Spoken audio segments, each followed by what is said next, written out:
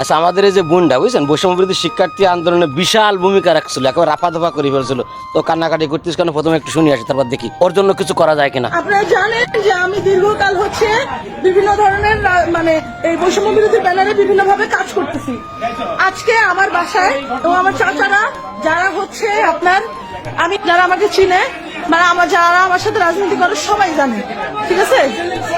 আমি এখনো কোনো রাজনৈতিক পদেও যাই নাই, আমি এখনো যাই নাই। আমার বাসায় হামলা করে ছাত্র দলের ছেলেপেলে, ঠিক আছে? এদেরকে চাঁদা নিতে মানা করা হয়েছে দেখে। কোথায় আমি যদি এত কিছু করার পরে, স্বাধীনতার পরে আমি যদি সেফ না হই আমার দেশে, আমি তো 6 মাস কুত্তার মতো খাচ্ছি আইন দেখার জন্য না।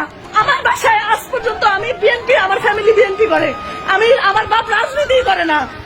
কি বললো কিছু তো বুঝলাম না। আরে বোন, বুঝিয়েছি তুমি বৈষম্যবিরোধী শিক্ষার্থী আন্দোলনের রাজনীতি করে এসতেছো, একবার রাফা দফা করে ফেলতেছো, সেটা ঠিক আছে। তারপর লাস্টে কি দিয়ে কি বললে এইটি বুঝতে পারিনি। আচ্ছা, আর একবার একটু লাস্টে শুনে দেখি। আমার বাসায় আজ পর্যন্ত আমি বিএনপি, আমার ফ্যামিলি বিএনপি করে, আমার বাপ রাজনীতি করে না। কি বুঝলেন বলেন? কি বুঝবেন আপনি এখন? ও বলতেছে আমি সাদা নীতির হিত করেছি, এই জন্য আমার বাড়ি গদর ভেঙে দিয়ে দিয়েছে ছাত্র দলে সারি ফেলি। তারপর কি আমরা বিএনপি করি, আমরা বিএনপি পরিবার, আমার আব্বা কোনো রাজনীতি করে না, আমাদের বাড়িতে এ ধরনের হামলা করার সাহস পায় কিভাবে? আবার এটা বলিস আমার চাচারা, তাহলে পারিবারিক গন্ডগোল, নিজেদের ভিতরে জমি জমা সংক্রান্ত কোনো দ্বন্দ্ব থাকতে পারে, এর মধ্যে আবার ওই বিএনপি ছাত্র দলকে বলি দিল। কি অবস্থা রে? এই বোন, মাথা ঠিক করে ঠান্ডা মাথায় বল, আমরা একটু শুনি বুঝি। ছাত্র দলের কোন নেতা তোর বাড়ি দিয়ে সাদা চাচ্ছে, কিংবা তোর বাড়ি কেন ভাঙতেছে?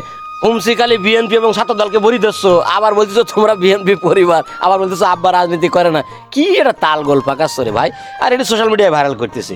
এই দেশের সোশ্যাল মিডিয়ায় আমি দেখেছি যে এক ধরনের দুষ্কৃতকারী কিছু লোক রয়েছে, তারা সবসময় বিএনপির পিছনে লেগে রয়েছে। পাশাপাশি শুধু এখানে শেষ নয়, গণমাধ্যমে আমরা দেখতে পাচ্ছি যে অত্যন্ত সুকৌশলে বিএনপির বিরুদ্ধে কলম লিখতেছে।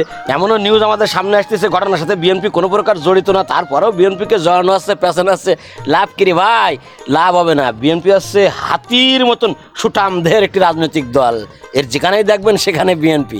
অর্থাৎ বিএনপির বিরুদ্ধে অপপ্রচার করে আপনারা কি করবেন কি বলেন? কোনো লাভ নাই। কেন লাভ নাই সেটিও একটু বলে রাখি। আপনারা যারা গণমাধ্যমের কর্মী রয়েছেন, আপনারা ভাবছেন যে বিএনপির বিরুদ্ধে নিউজ করতে পারলে সেটা একটু ভাইরাল হওয়া যায় আর বিএনপিকে প্রশ্নবিদ্ধ করা যায়, অত সহজ নয়। আমরা সাংবাদিকতা করিনি, কিন্তু আমরা চোখ কান খোলা রাখি।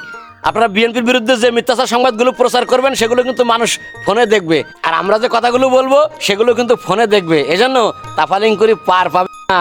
বিএনপি নেতাকর্মীরা অত্যন্ত ট্যালেন্ট, আপনারা চলেন ডালে আর আমরা চলি পাতায়। তাই যদি না থাকতাম তা আমাদের এই দলের অস্তিত্ব থাকতো না। এই দল এত জনপ্রিয়তা অর্জন করেছে সেটি কিন্তু আমাদের এই সোশ্যাল মিডিয়ার কারণে। অর্থাৎ সোশ্যাল মিডিয়ায় আমরা সজাগ রয়েছি।